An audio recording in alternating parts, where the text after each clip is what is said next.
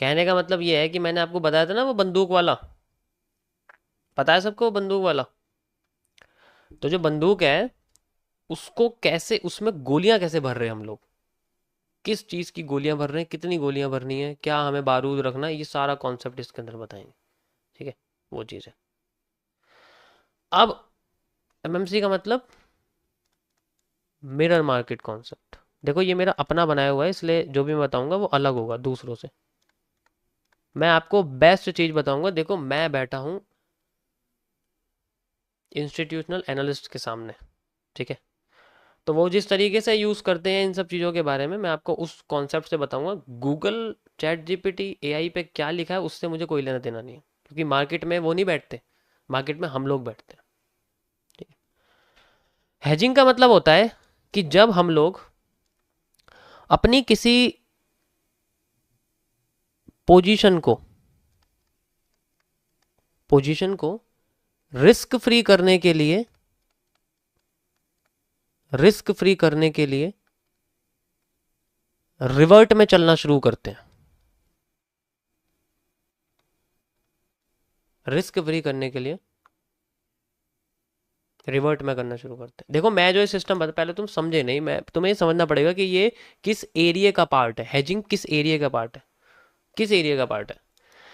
देखो जैसे मैंने एनालिसिस कर लिया, जस्ट लाइक मेरे पास एक मार्केट ऐसे बनी हुई है जो भी है मेरे सामने, यहाँ पर ऐसे ब्रेकआउट आता है, मैंने एनालिसिस, अब मैं जा रहा हूँ ब्रोकर के पास। जैसे ही मैं ब्रोकर के पास जाता हूँ, अब मैं यहाँ ब्रोकर के पास जाके तुरंत मैं यहाँ डिसाइड करता हूँ कि मुझे क्या करना है। तो ये डिसीजन एरिया जो होता है जहाँ पर मैं डिसाइड करता हूँ कि मुझे किस तरीके से करना है काम, तो यहाँ जैसे मैं आगे मुझे पता लगा मुझे बाय करना है, तो अगर मैं बाय करने के लिए यहाँ बैठा हुआ हूँ, तो बाय करने के लिए मैं यहाँ पर पहले सोचूंगा कि बाय करने से पहले मुझे अगर मार्केट रिवर्स कर जाए तो क्या मुझे सेल के लिए भी जाना पड़ेगा। वो एरिया यूज करते हैं दूसरे एसेट्स के लिए। जस्ट लाइक मैंने यहाँ बाय कर दिया, लो मैंने यहाँ पर ऐसे बाय कर दिया, अब इसमें मैंने बाय कर दिया कोई दिक्कत नहीं है, लेकिन मुझे अगर इसमें लॉस होने लग जाए और वो ज़्यादा होने लग जाए तो मैं इस लॉस को कम करने के लिए किसी दूसरे एसेट को यूज़ करूंगा जो इसके रिवर्स में काम करते हैं। जैसे ये बीटीसी यूएसडी है, तो मैं यूएसडी जीपीवाई यूज़ करूंगा जो इसके रिवर्स में काम करने की कोशिश करेगी। इससे क्या होगा कि मेरा जो एरिया होगा ना, वो या तो वो मान के चलो प्रॉफिट में होना शुरू हो जाएगा, या वो कम लॉस में होना शुरू हो जाएगा।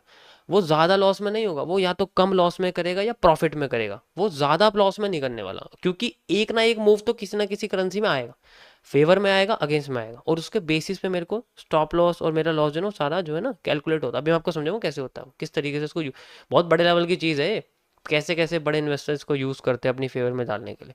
ठीक है, ये चीज़ है, इसको मैं लगाता हूँ साइड में। जैसे ही प्रॉफिट होगी मैं इसको क्लोज कर दूंगा, मैं लॉस नहीं चाहता। ओके प्रॉफिट हो गया इसमें, क्लोज कर देता हूँ। ओके, तो यहाँ पर आप देखोगे इस तरीके से इसके अंदर हम लोग यूज करते हैं।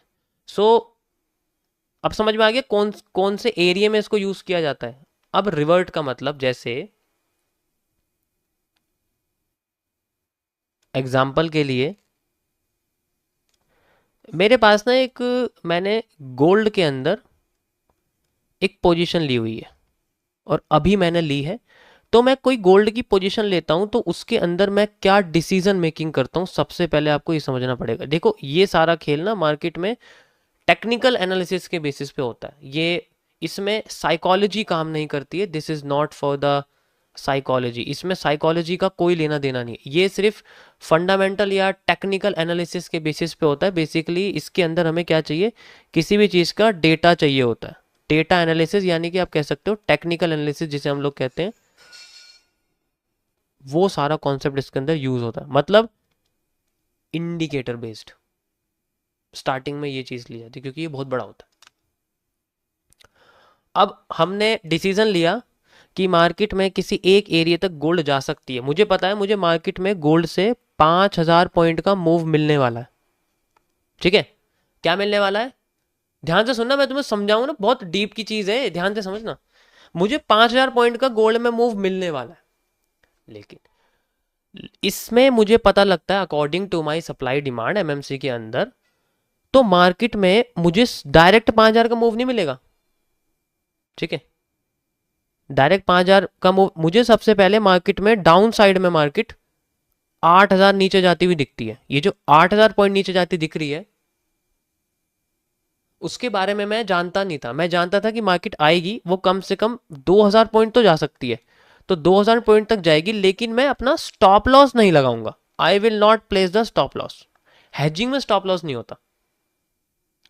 स्टॉप लॉस लगाने की बजाय अगर मार्केट 2,000 से भी नीचे आने लग जाती है, माइनस में 2,000 नीचे आती है, माइनस में और नीचे आने लगी, तो मैं क्या करता हूं, मैं गोल्ड से अपोजिट करेंसी जो है, जस्ट लाइक जिसका पेयर जो बेस पेयर है वो फ्रंट में आए, यूएसडी, जैसे गोल्ड यूएसडी, ऐसे ही जैसे USD GBP, USD euro, USD JPY, मैं ऐसी करेंसीज के साथ अपना लेन देन शुरू करूंगा और फिर इन करेंसीज के अंदर उतनी ही अमाउंट पे अपोजिट पोजीशन लेने की कोशिश करूंगा।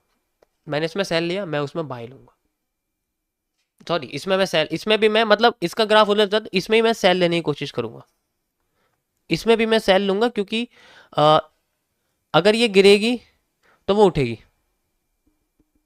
उल्टा चलता है दोनों के अंदर। अब अगर मार्केट इसके अंदर उठती है, गिरती है, कुछ भी होता है, ये नेगेटिव 8,000 तक आती है, तो इसके अंदर पॉजिटिविटी चलेगी। हाँ बाय होगा, सॉरी सॉरी बाय होगा, मैंने उल्टा बोल दिया यार दोबारा से। इसको मैं बाय कर दूंगा, सॉरी, इसको मैं बाय कर दूंगा क्योंकि ये उठेगी ना। कंफ्यूज हो गया मैं भी। अगर ये गिरेगी तो ये उठेगी। बड़े टाइम फ्रेम पे अगर मैं बात करूं, ये सब बड़े टाइम फ्रेम के लिए होता है, ये 1 मिनट वालों के लिए नहीं है। ये बड़े टाइम यानी कि 2 hour, 4 hour, 8 hour, 1 day, 1 week, 1 month, इस तरीके से होता है। ये इन टाइम फ्रेम्स के लिए होता है, ठीक है। लेकिन ये हर बार नहीं होता कि जब भी गोल्ड गिरेगी तभी यूएसडी उठेगी, ऐसा नहीं होता। ये किसी इवेंट के साथ होता है। तो जब यूएसडी जेपीवाई उठना शुरू करेगी, उसी पोजीशन पे मेरी बाई पोजीशन लगी with the same amount of this, और मैं इसमें अपना जस्ट लाइक मेरे पास, मैं इसमें अपना 0.5% का रिस्क इन्वॉल्व कर रहा हूं, तो मैं इसके अंदर भी 0.5% का रिस्क इन्वॉल्व कर रहा हूं। टोटल रिस्क हो जाता है मेरे पास 1% का। अब मेरा रिस्क 1% के अंदर ही रहेगा। अगर मान के चलो मुझे मार्केट में 5,000 पॉइंट का प्रॉफिट चाहिए, लेकिन मुझे पता था मार्केट 2,000 पॉइंट नीचे आ सकती है, लेकिन मैं सेल में पोजीशन नहीं लेना चाहता क्योंकि मार्केट की डायरेक्शन ओवरऑल अपसाइड है, यानी कि मार्केट एक बड़े पैटर्न पे एम बना के ऊपर जाने की कोशिश करेगी, वो और ऊपर जाएगी, और मैं इसके ऊपर जाने का वेट करूँ। मुझे सेल करना ही नहीं, बेशक वो, मुझे पता है मेरी पोजीशन ना यहाँ लगी हुई है बाय की, यहाँ मेरी बाय की पोजीशन लगी हुई है मान के चलो, और मार्केट यहाँ से 8,000 पॉइंट नीचे आ गई। मुझे पता नहीं था मार्केट 8,000, मुझे लगा था कि मार्केट सिर्फ 2,000 पॉइंट नीचे आएगी, लेकिन वो आ गई 8,000 पॉइंट।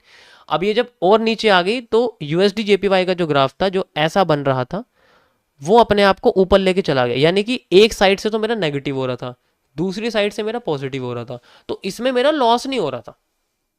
और जब ऐसी कंडीशन आती है, जब मार्केट में यूएसडी जेपीवाई नीचे गिरने लगती है और गोल्ड अपने आप को ऊपर उठाने लगती है, जस्ट लाइक ऊपर उठाने लगती है यहाँ से, तो जितनी स्पीड से गोल्ड उठाएगी उतनी स्पीड से यूएसडी जेपीवाई गिर नहीं सकती, ठीक है। ये तब है जब मार्केट नीचे गिरेगी। मेरा भाई, मेरा तो 0.5%, 2,000 पॉइंट पे था कि 2,000 पॉइंट अगर नीचे आ गई तो मेरा लॉस हो जाएगा 0.5 का। अब मेरा लॉस 0.5 का ही रहेगा क्योंकि यूएसडी जेपीवाई तो मेरे फेवर में जा रही है ना। अब वो पॉइंट अटक चुका है मार्केट में, टोटल 1% के अंदर में ही लॉस होगा, उसके ज़्यादा नहीं हो सकता। अब जब मार्केट, मुझे पता था 8,000 पॉइंट से उठ गई, इस जगह से इस जगह से उठ गई, जब वो उठना शुरू करेगी तो बड़ी स्पीड से उठी है, और इसमें यूएसडी जेपीवाई स्लो तरीके से गिरी है, क्योंकि किसी करेंसी के उठने और गिरने की प्रोबेबिलिटी बहुत कम होती है। गिरने और उठने, यूएसडी अगर जल्दी गिर रही है ना तो जेपीवाई जल्दी उठ सकती है, लेकिन अगर यूएसडी जल्दी उठ रही है तो जेपीवाई आसानी से गिरती नहीं है, इतनी आसानी से नहीं गिरती वो। ये होता है इनके साथ, पेयर के साथ ये रिलेशन होता है, ये कोरिलेशन होता है पेयर के साथ। आपको बताऊंगा ये कोरिलेशन कैसा होता है, आगे आपको समझ में आएगा कि पेयर्स के साथ क्या रिलेशन होता है। अब ये तो बेस्ड है करेंसी के ऊपर, और ये one of the simplest way है हेजिंग करने का तरीका। ये तब किया जाता है, ये तब किया जाता है, मेरे पास इतना बैलेंस नहीं है कि मैं अपने बैलेंस का ना 8,000 पॉइंट का स्टॉप लॉस ले लूँ, तो मैं क्या करता हूँ, हेजिंग करता हूँ। मैं दूसरे करेंसी को यूज़ करता हूँ, फेवर में जाती है, और जब वो अगेंस्ट में आती है कॉस्ट टू कॉस्ट पे, यूएसडी जेपीवाई को कॉस्ट टू कॉस्ट में निकाल देते हैं और इसमें से 5,000 पॉइंट ले जाते हैं। ऐसे करते हैं ये, और ये मैंने सामने से देखा है करते हुए। समझ रहे हो? समझ आया? ग्राफ पे ऐसे समझाता हूँ मैं तुम्हें, ऐसे समझा, क्योंकि ग्राफ पे नहीं समझ पाओगे, ये बस कॉन्सेप्ट है एक। ये आपके सामने यूएसडी जेपीवाई है जो मैंने फ्यूचर में रखी हुई है, मतलब 2 घंटे का टाइम फ्रेम मैं यहाँ यूज़ कर रहा हूँ, और ये मेरे पास गोल्ड है, ठीक है, ये मेरे पास गोल्ड है। तो अगर मेरी गोल्ड में मार्केट इस तरीके से बनती है, जस्ट लाइक ऐसे करके मुझे पता मार्केट नीचे आएगी एंड देन ऊपर जाने की कोशिश करेगी। तो मेरा था कैलकुलेशन की मार्केट यहाँ तक आए, लेकिन मार्केट अपने आप को यहाँ तक लेके चली गई। तो ये जो एक्स्ट्रा मूव इसने दिया है, मैं इस लॉस को झेलना चाहता हूँ, मैं अपनी पोजीशन मार्केट से निकालना नहीं चाहता, और मैं एंट्री भी नहीं करना चाहता और ज़्यादा, कि और ज़्यादा एंट्री करूँ तो मेरा लॉस ज़्यादा बढ़ जाएगा ना। तो अब मुझे नहीं पता मार्केट कहाँ से उठी, तो मार्केट अपनी सप्लाई को 4 गुना कर दिया। इसके बिहाफ पे मैंने यूएसडी जेपीवाई को खोला और इसके अंदर मार्केट में बुलिश हो रही थी मार्केट, जब ये नीचे गिरी थी, तो मैंने यहाँ पर इसके ब्रेकआउट पर पोजीशन बनाई, उसी ये एग्जैक्ट टाइम पे पोजीशन बनाई जिस टाइम से मेरी मार्केट नीचे आनी शुरू हो गई थी। मार्केट मेरी फेवर में गई, फेवर में गई, फेवर में गई, नीचे आई। अब जब ये नीचे आ गई यहाँ तक, इस जगह तक, और यहाँ से जब रिवर्स करने लग गई तो मेरा फेवर में आने लगी, और ये हल्का हल्का करके नीचे आने लग गई, ऐसे करके हल्के हल्के करके नीचे आने लगी। जब तक ये नीचे पहुंचेगी मेरी मार्केट पहुंच जाएगी इस पोजीशन पे, और मैं अपनी अपनी पोजीशन को, अगर ये प्रॉफिट में होगा तो प्रॉफिट में निकाल दूँ, अगर ये कॉस्ट टू कॉस्ट पे आ गई कॉस्ट टू कॉस्ट में निकाल दूंगा, तब मार्केट अपने आप को फिर ऊपर लेके चली जाती है, और आई have A 5,000 points of profit. इस तरीके से हेजिंग की जाती है। This is called multiple pair. Multiple pair के बेसिस पे इसमें की जाती है, दिस इज कॉल्ड मल्टीपल। इसी तरीके से स्टॉक्स के अंदर भी किया जाता है। ये मैंने करेंसी का इसलिए बताया क्योंकि इसमें क्या होता है, फंडामेंटल है। यहाँ करेंसी के बेसिस पे इजीली आइडेंटिफाई कर सकते हैं कि हमें किस करेंसी के साथ अपना कोरिलेशन बैठाना है। जितना ज़्यादा कोरिलेशन होगा उतना ज़्यादा हम लोग इजीली आइडेंटिफाई कर पाएंगे। ऐसा ही स्टॉक्स के अंदर होता है, ठीक है, ऐसा ही स्टॉक्स के अंदर होता है। कैसे होता है स्टॉक्स के अंदर, जैसे कि मैं आपको स्टॉक के बारे में बताऊं। एग्जाम्पल के लिए, एग्जाम्पल के लिए एक डिलीवरी कंपनी का स्टॉक है, एग्जाम्पल बता रहा हूं बस मैं आपको, एक डिलीवरी कंपनी का स्टॉक है, ठीक है, और एक उस डिलीवरी कंपनी के जो मैसेजेस भेजती है, जो डिलीवरी कंपनी के जो मैसेजेस होती है, जो बॉट्स होते हैं, उन कंपनी का एक स्टॉक है, मान के चलो उनका एक स्टॉक है। तो ये मैसेजेस का है, डिलीवरी कंपनी का, ये डिलीवरी कंपनी, इसका एक स्टॉक है। तो जब डिलीवरी कंपनी अपने आप को उठाने की कोशिश कर रही, क्योंकि मान के चलो डिलीवरी कंपनी का जो है वो इवेंट आ गया है, कोई होली दिवाली ऐसे कोई इवेंट आ गए हैं, दशहरा इवेंट आ गए, तो इसमें क्या होता है, डिलीवरी कंपनी के ऑर्डर सबसे ज़्यादा होते हैं, ठीक है। अब इसमें इसका ग्राफ ऑटोमेटिकली बढ़ रहा है, एग्जाम्पल आपको बताऊं बढ़ रहा है, तो हमने कहा भाई भाई ग्राफ बढ़ रहा है, मैं पोजीशन लेना शुरू। अगर ये ग्राफ एकदम से नीचे गिर गया किसी एक दिन में, मान लो दिवाली थी 26 की, 27 को ग्राफ गिर गया, 27 को मार्केट गिर गई, तो मैं अपनी पोजीशन निकालना नहीं चाहता, मैं इसके बेसिस पे मैसेजिंग वाली जो कंपनी है उस पे लगाना चाहता हूँ, रिवर्स पे, क्योंकि वो उठने की कोशिश करेगी। भाई अगर कंपनी का बिना ज़्यादा मैसेज भेजे, मान के चलो वो हर दिन 2 लाख लोगों को मैसेज भेजती है कि आपका जो ऑर्डर है वो क्यों पे, मतलब लोग ऑर्डर नहीं करते, बस अपने कार्ट में ऐड कर देते हैं। इसी तरीके से वो 2 लाख लोग हैं, अब कंपनी इनको मैसेज करती है। अब इवेंट से अगले वाले दिन लोगों ने ऑर्डर नहीं करे, तो ये अपने खुद से मैसेज भेजेगी कम से कम 10 लाख लोगों को। तो 10 लाख लोगों को मैसेज भेज, इसका यार, इसका जो इसकी जो सप्लाई वो बढ़ गई ना, इसकी सप्लाई बढ़ गई, इसका ग्राफ ऐसे जा रहा होगा। ये ज़्यादा यूज़ हो रहा है, मान के चलो प्रोड्यूस ज़्यादा हो रहे हैं मैसेज, इन्हें अपने ज़्यादा मेहनत करनी पड़ी, प्रोडक्शन बढ़ा रहे हैं मैसेज का, लोग ज़्यादा काम कर रहे हैं। एग्जाम्पल मैं आपको बताऊं, जैसे कंपनी प्रोडक्शन करती है कि भाई कोई गाड़ी की कंपनी है और उसकी डिमांड ज़्यादा बढ़ी, तो प्रोडक्शन बढ़ाएगी तो ऑटोमेटिकली जो है उसका ग्राफ थोड़ा थोड़ा करके बढ़ता लगता है। इसी तरीके से बढ़ रहा, तो मैं इसके साथ अपना शेयर खरीदना शुरू कर दूंगा कि और जब इसके मैसेजेस भेजने के बाद ये ठंडा होगा, मैसेज भेजना बंद होगा, लीड जनरेट होंगी, लीड जनरेट होती है मार्केट में, इस डिलीवरी कंपनी के ऑर्डर्स फिर से बूम करने लग जाएंगे, I have a profit, take profit at this point, और मार्केट में मेरा पूल। स्टॉप लॉस को ना लगाना और अपनी पोजीशन को बनाए रखना कोरिलेशन के साथ हेजिंग कहलाता है। और ये आपके सामने जो है ना, ये इन पेयर हेजिंग इसको हम लोग बोलते हैं, इन पेयर हेजिंग। ये बेसिकली देखो, कर तो हम भी सकते हैं, ऐसी बात नहीं है, लेकिन इसे बड़े पैटर्न्स के साथ किया जाता है। समझ आया? ये बस आपको मैं आपको बस समझा रहा हूँ कि ये है क्या। ठीक है, अब समझ लो ये किसके लिए बना हुआ है। अगर कोई तुम्हारे सामने बोला ना कि हेजिंग कर लो हेजिंग कर लो, तो समझ लो अब ये किसके लिए बना हुआ है। समझ गए ना, किस किन किन लोगों के लिए बना हुआ है ये चीज, किस लोगों के लिए बनी हुई है। क्योंकि मोटा, इसमें मोटा कमाया जाता है, इसमें छोटा मोटा नहीं हिलता हिस्सा।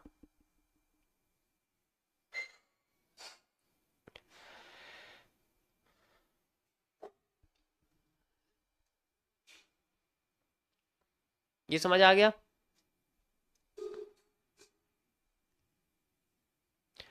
सर तब तो पूरा मनी वाइप आउट हो गया, तो नहीं हो सकता भाई, इसलिए तो हेजिंग की जाती है, उसके रिवर्स में चल रही है यार।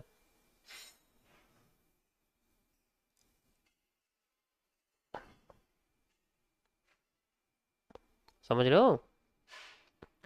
अब बात करता हूं मैं आपके सामने सिंगल पेयर के बारे में। सिंगल पेयर में क्या होता है, तो आपको मैंने मल्टीपल पेयर बता दिया कि एक के साथ एक फ्री, वो वाला। अब सिंगल पेयर में क्या होता है, कोई भी सिंगल स्टॉक पेयर कुछ भी है,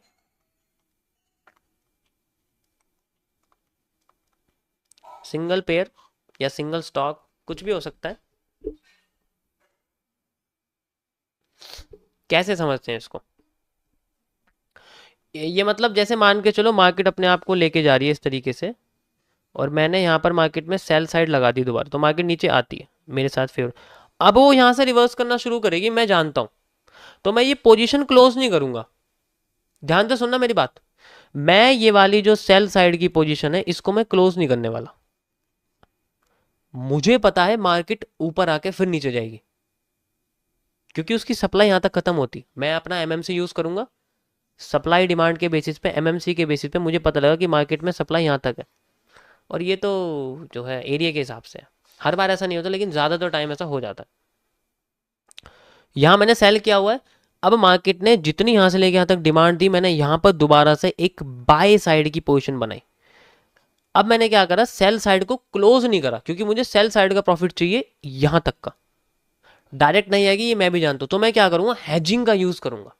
हैजिंग कैसे करूँ, मैं यहाँ बाय ले लूँगा, अब बाय ऊपर जाएगी इतना जितना ये गई। अब बाय जब ऊपर जाएगी, ये यहाँ से लेके यहाँ तक जा सकती है, इसको क्रॉस भी कर सकती है, लेकिन फिर जब ये रिवर्स करेगी, जैसे ही रिवर्स करेगी अपना दोबारा से ब्रेकडाउन करेगी, मैं बाय की पोजीशन कर दूंगा क्लोज, और नीचे आने लग जाएगी, फिर यहाँ तक आ जाएगी। दूसरी भाषा में लोग यहाँ पर फेक आउट पे चलते हैं, लेकिन हैजिंग का यूज करके डबल पोजीशन पे डबल प्रॉफिट बनाया जा सकता है।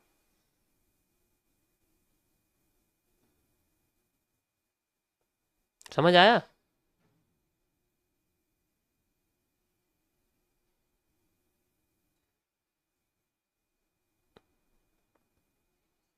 ओके, इन पेयर हैजिंग तो फ्यूचर में होता है, ओके, बट इनमें लिवरेज, आपने वीडियो वो देखी होगी जिसमें आपको बताया होगा फ्यूचर में होता है। ये एक स्ट्रेटेजी है, ये कोई वो नहीं है कि ये सिर्फ फ्यूचर में, ये फ्यूचर में कैंडल बनती है शायद, और किसी मार्केट में कैंडल नहीं बनती है ना, और कोई मार्केट तो फ्लोट करती नहीं है, तो ये स्ट्रेटेजी यूज करेंगे, और सारी तो यूएसडी एनआर की तरह चलती है, मधुमक्खी की तरह। ठीक है, समझ रहे हो। तो ये एक एक्स्ट्रा प्रॉफिट, एक्स्ट्रा मूव निकालने के लिए यूज किया जाता है, ऐसा होता है। ओके, ये हैजिंग इन पेयर इसको बोलते हैं। ओके, ये था गाइस आपका टॉपिक हैजिंग का। मुझे लगता है ज़्यादातर लोगों के लिए नया कॉन्सेप्ट हो गए, ज़्यादातर लोगों के लिए, कुछ कुछ जानते हो कि हाँ रिवर्स से ऊपर, ऊपर से रिवर्स, इस तरीके से होता है। ठीक है, देखो ये मेरा अपना कॉन्सेप्ट है, दुनिया क्या यूज़ करती है उससे मेरा कोई मतलब नहीं है।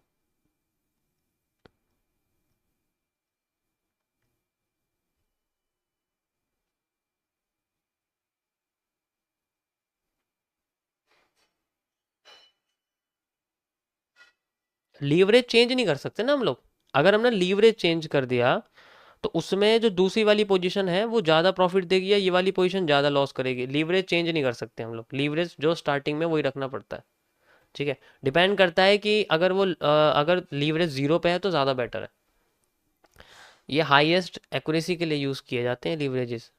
ऐसा नहीं है, तुमने सवाल पूछा इसका मतलब तुम्हें पता ही नहीं है, तो तुम्हारे मतलब की चीज़ नहीं है लीवरेज। अभी सिंपल 1500 रुपये से स्टार्ट ये देखो हम यहाँ तक मार्केट आ गई है, ठीक है, थोड़ा सा नीचे तक आई है, कोई बात नहीं, and we have a move, इस एरिया तक आ चुकी है, like this. Okay, okay, perfect. Now we have a break of structure, बड़ी सी कैंडल बननी चाहिए यहाँ पर, एंड वी हैव ए बड़ी सी candle. Perfect. Okay guys.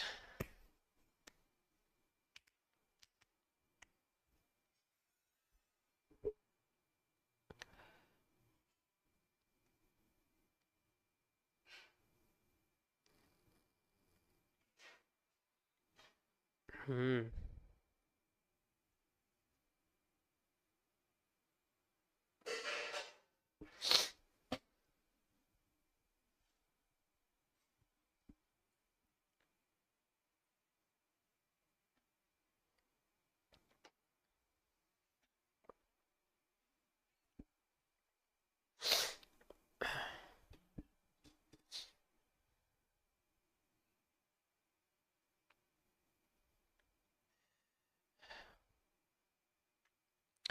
Details में बताओ कि कैपिटल कितना रिस्क लो एसएल। भाई कितना ही समझ लो, लॉस तो होना है। तुम मेरी बात नहीं मान रहे, ये सवाल तुम्हें डुबा देगा। समझ लो भी, तुम्हारे ट्रेडिंग का टाइम नहीं है, तो अगर तुम्हारे ऐसे सवाल है ना कि मैं कितना स्टॉप लूँ, तो तुम्हें पता ही नहीं है कैपिटल मैनेजमेंट क्या होता है। अभी मत करो ये सब, पहले नंबर्स के साथ खेलना शुरू करो, अपने बैलेंस बैंक अकाउंट के साथ मत खेलो।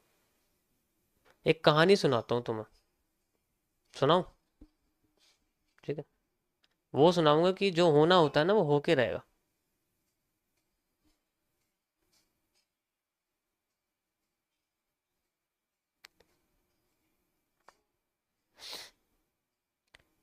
बहुत टाइम पहले, ये 9th 10th क्लास की स्टोरी है, ज़्यादातर लोगों को पता होगा जो 9th 10th वाले होंगे। बहुत समय पहले एक राजा था, राजा था, सम्राट था वो, बड़ा राजा था वो। उस राजा के पास ऐसी किसी चीज़ की कमी नहीं थी, मतलब ऐसी कोई चीज़ नहीं थी जो पूरी दुनिया में हो, मतलब एक तरह से आप कह सकते हो कि वो रहता तो महफूज था, लेकिन उसके पास बहुत अच्छी अच्छी चीज़ें थी। वो अपनी प्रजा के लिए बड़ा ईमानदार था, मतलब अपनी प्रजा को कभी दुख नहीं देता था, उन्हें हमेशा उनके साथ हमेशा रहता था। एक बार उसके साथ एक ज्योतिषी आया, और फिर वो ज्योतिषी उनसे कहता है, क्योंकि अच्छे लोग तो जिंदा नहीं रह पाते, वो ज्योतिषी आके उनसे कहता है कि भाई तुम्हारी जो मृत्यु है वो एक बाघ से होगी। ठीक है। अब वो पागल हो जाता है कि मुझे मारने वाला कौन है, उसे उस चीज का घमंड था कि मुझे कोई मार नहीं सकता, बस मुझे कोई मार, अब मैं यहाँ बोलूँ कि मुझे कोई ट्रेडिंग में हरा नहीं सकता, तो वो भी वही कॉन्सेप्ट है। तो उसे बड़ा घमंड था। वो अपने सैनिकों के साथ गया, और अपने जंगल और आसपास के एरिया में जितने बाघ थे सारे मार दिए, जितने बाघ थे सब मार दिए थे, सब, एक नहीं बचा था, बिल्कुल एक भी नहीं बचा था। अब वो दोबारा जाता है उसमें ज्योतिषी के पास, उससे जाके पूछता है, समय बदला मेरा। अब ज्योतिषी दोबारा से कुछ ना कुछ करता है और बताता है तुम्हारी मृत्यु अभी भी बाघ से होगी। ठीक है, हाँ, अभी भी बाघ से होगी। और फिर से पागल हो जाता है। वो फिर अपने आसपास के जंगलों, आसपास के राजाओं के साथ बातचीत करता है, और उनमें से किसी एक राजा की बेटी से जो है ना निकाह कर लेता है, शादी कर लेता है, विवाह कर लेता है। अब इसीलिए करता है कि वो ताकि उसके एरिया के भी बाघ को मार सके। अब वो मार देता है। अब उसमें से एक बाघ जो था, 100वां बाघ जो था बच जाता है, लेकिन बाद में वो भी मर जाता है। अब वो दोबारा जाता है ज्योतिषी के पास, वो तब भी कहता है उससे तू अब भी मरेगा बाघ से। अब वो ज्योतिषी पे आया तो उसे गुस्सा, तो ये क्या क्या कह रहा है, ये पागल है क्या, ये जब मैंने सारे खत्म कर दिए, ठीक है, तो वो मरा कैसे वो। अब उसका घमंड तोड़ने के लिए उसका एक लकड़ी का टाइगर जो होता है ना, वुडन टाइगर, हाँ बिल्कुल वुडन टाइगर जो होता है, वो उसे मिल जाता है। अब वो वुडन टाइगर मिलते ही उसके हाथ में, उस वुडन टाइगर्स के हाथ, उसके अंदर ना कुछ छोटे छोटे से ना झर्रे होते हैं सिल्वर के, वो उसके शरीर में चले जाते हैं।